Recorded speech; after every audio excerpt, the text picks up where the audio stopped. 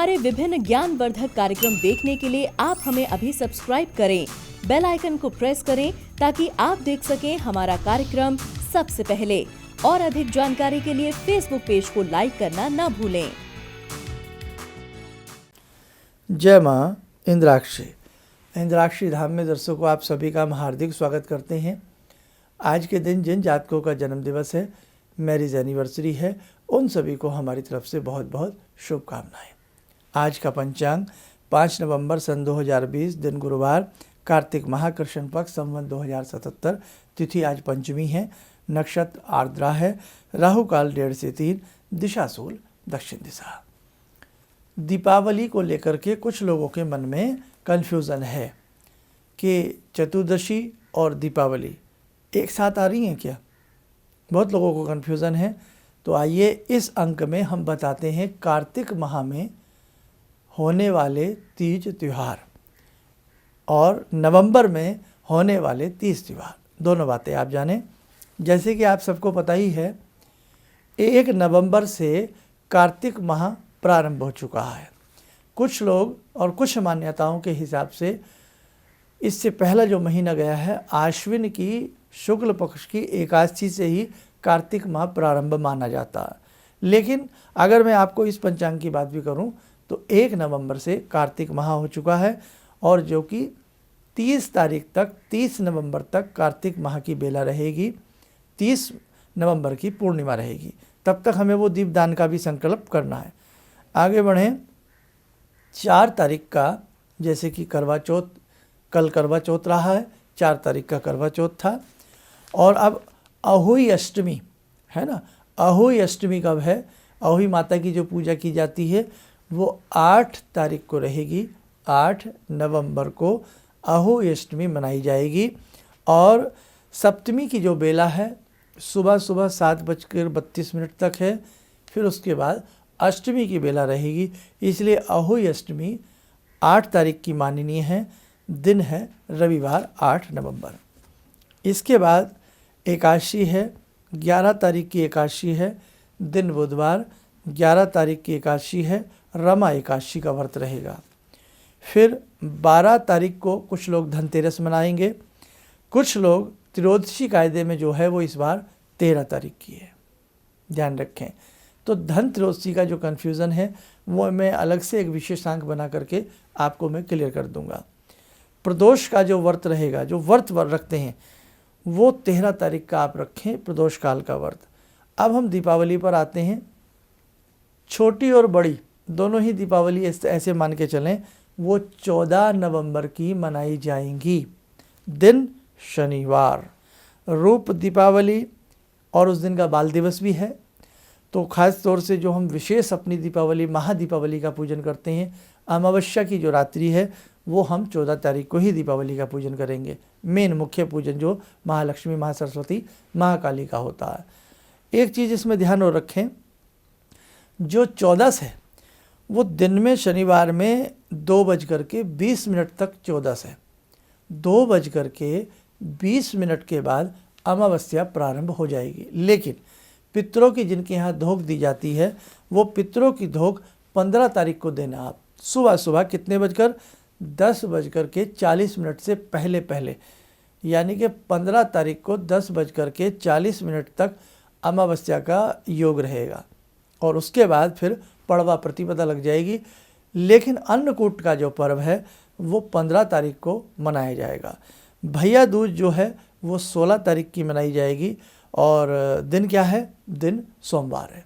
इस वीडियो को दोबारा सुन लेना और फिर ये सारे 30 त्यौहार आप लोग नोट कर लेना। उसके बाद लाभ पंचमी का भी बहुत लोग घर में कुछ ना कुछ करते हैं। तो लाभ पंचमी जो है 19 नवंबर की है, दिन है गुरुवार।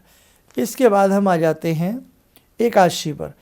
25 नवंबर की एकादशी है और ये एकादशी बहुत बड़ी होती है, देव प्रबोधिनी एकादशी है। इसके बाद बहुत लोग ब्याह शादी बहुत चीज़ों का वेट करते हैं। तो देव प्रबोधिनी जो एकादशी है वो 25 नवंबर की है, दिन है बुधवार। आप लोग ध्यान रखें। अब प्रदोष का जो व्रत फिर आता है ये शुक्ल पक्ष का आएगा और ये जो एकादशी है ये भी शुक्ल पक्ष की बताई मैंने आपको। 27 तारीख का प्रदोष का व्रत रहेगा, दिन है शुक्रवार। उसके बाद आ जाते हैं हम चतुर्दशी। चतुर्दशी 12:49 पर रहेगी, किस दिन? 29 तारीख को। अगर पूर्णिमा का व्रत रखना है, व्रत आप रखते हैं तो व्रत आप रखें 29 तारीख को, क्योंकि वो सूर्य उदय के साथ की पूर्णिमा है। और यदि जो हम पूर्णिमा मनाएंगे, जो हम लास्ट में जो दिए वाला कार्य करेंगे, वो हम सोमवार को करेंगे, 30 तारीख का रहेगा और 30 तारीख की पूर्णिमा है। लेकिन ये दिन में है, 14:58 तक है। तो अभी हम अपना पूरा डिसीजन लेंगे कि हम जो संपूर्ण दिए जलाएंगे वो हम 29 में रखेंगे या 30 में रखेंगे। वैसे मन 30 में ही है, क्योंकि गुरु नानक जयंती भी है, गुरु नानक जी का आशीर्वाद भी सबको प्राप्त होगा। तो ये मैंने इस महीने के आपको 30 त्यौहार बताए। पूर्णिमा का व्रत चलते चलते फिर बताता हूँ, 29 तारीख का आप लोग करें, किसी प्रकार से कोई व्यवधान नहीं है। इस महीने के ये 30 त्यौहार थे। बहुत लोगों का बार बार हमें आता है कि शर्मा जी हर महीने के 30 त्यौहार आप एक एपिसोड में बता दिया करें। हालांकि इसमें 3-4 दिन लेट हो गए, तो आप सारा दोबारा सुन करके नोट डाउन कर सकते हैं। अब दूसरी बात, हम जो दीपदान कर रहे हैं, 1.25 लाख बत्तियों का संकल्प है। रुई की लंबी बत्ती बनाई जाए, छोटे छोटे मिट्टी के दिए हों या घर का जो तांबे चांदी का कोई भी दिया हो, उसमें जोत लगा करके भगवान विष्णु को घर के मंदिर में, लेकिन आसपास कोई विष्णु जी का मंदिर हो, वहाँ जा कर के प्रज्वलित करेंगे। क्या बात है, बहुत अच्छा लगेगा, बहुत ही अच्छा लगेगा। तो आप ऐसी व्यवस्था भी कोई बनाएं, आपके लिए बहुत अच्छा रहेगा। और ये जो आप इस मुहिम का हिस्सा बन रहे हैं, इस संकल्प का हिस्सा बन रहे हैं, तो जो भी इस संकल्प का हिस्सा बन रहा है, समझ लो 1.25 लाख बत्तियों का वो जला रहा है, वो व्यक्ति, उसका वो संकल्प ले रहा है। यानी कि कार्तिक माह में भगवान विष्णु को जो समुदाय, जो संगठन, जो यूनिटी, जो लोग या एक व्यक्ति, एक परिवार, हमारा इंद्राक्षी परिवार पूरा मिलकर के यदि 1.25 लाख दिए भगवान विष्णु को पूर्णिमा तक अर्पण करता है संध्या के समय, तो ये समझ लें नाना भांति के कष्टों को वो मुक्ति पाता है, कष्टों से नाना भांति के सुख साधन उसके उपस्थित होते हैं, भौतिक और आध्यात्मिक सुख की उसको प्राप्ति होती है। तो ये बहुत बड़ा वो है, ज़रूर करिएगा। और जो व्यक्ति हमसे संकल्प देना चाहते हैं, तो हमारा कोई भी कार्यक्रम जो वो देख रहे हैं, नीचे कमेंट्स बॉक्स में लिखें, शर्मा जी मैं यहाँ से बोल रहा हूँ, या जैसे I am from Orissa, I am from Nepal, जहाँ से भी आप हैं, कि मैं यहाँ से हूँ और मैं इतने दिए जलाने का संकल्प लेता हूँ या लेती हूँ। तो हम आपका नाम भी लिखते जाएंगे और अंतिम दिन यानी कि 29 में भी कोशिश करेंगे, क्योंकि बड़ा यज्ञ होगा ये, इसलिए मुझे लगता है एक दिन में नहीं पूरा हो पाएगा, 2 दिन चलेगा। 29 और 30 दोनों ही मान के चलते हैं। उस दिन हम आप सबके नाम से एक विशेष प्रकार का महायज्ञ करेंगे, ताकि भगवान विष्णु की सबको कृपा प्राप्त हो। और हमारे ऐसे बहुत साधक हैं, दर्शक हैं, जो विदेशों में बहुत दूर दूर से हमें कमेंट्स लिख रहे हैं कि मैं यहाँ से बोल रही हूँ, यहाँ से बोल रहा हूँ, यहाँ मैं रहता हूँ और मैं इतने दिए जलाऊँगा। तो आप सबको मैं बहुत साधुवाद देता हूँ। और सभी के लिए, जितने भी हमारे इस कार्यक्रम को देखने वाले साधक हैं, सभी की मनोकामनाएं भगवान हरि की कृपा से पूर्ण हो। बस मैं इतना ही भगवान हरि से आप सबके लिए प्रार्थना करूंगा और करता रहूंगा इस पूरी पूर्णिमा तक, जब तक ये सारा विधान रहेगा। बस आप यूँ ही प्रेम से हमारे साथ जुड़े रहिएगा।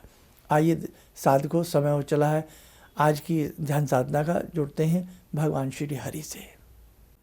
ॐ करारविन्दे न पदारविन्दं मुखारविन्दे विनिवेशयन्तं वटस्य पत्रस्य पुटे शयानं बालामुकुन्दं मनसा स्मरामि बालामुकुन्दं मनसा स्मरामि कस्तूरीतिलकं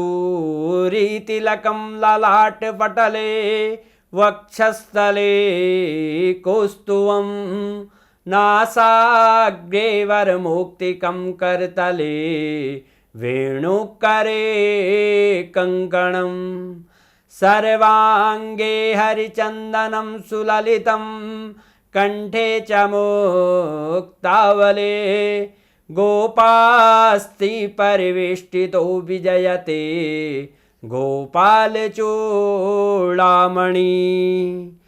शान्ताकारं भुजगशयनं पद्मनाभं सुरेशं विश्वाधारं गगनसदृशं मेघवर्णं शुभांगं लक्ष्मीकान्तं कमलनयनं योगवृद्ध्यानगम्यं वन्दे विष्णुं भवभयहरं सर्वलोकैकनाथं।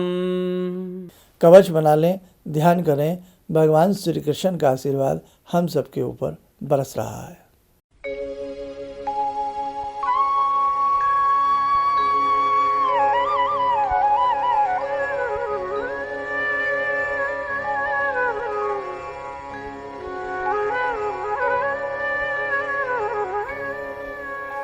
ओम बोलते हुए नेत्र खोलें, सामान्य हो जाएं। दीपावली तक यंत्रों का निर्माण रहेगा, श्री यंत्र, अंबिका यंत्र, सूर्य यंत्र।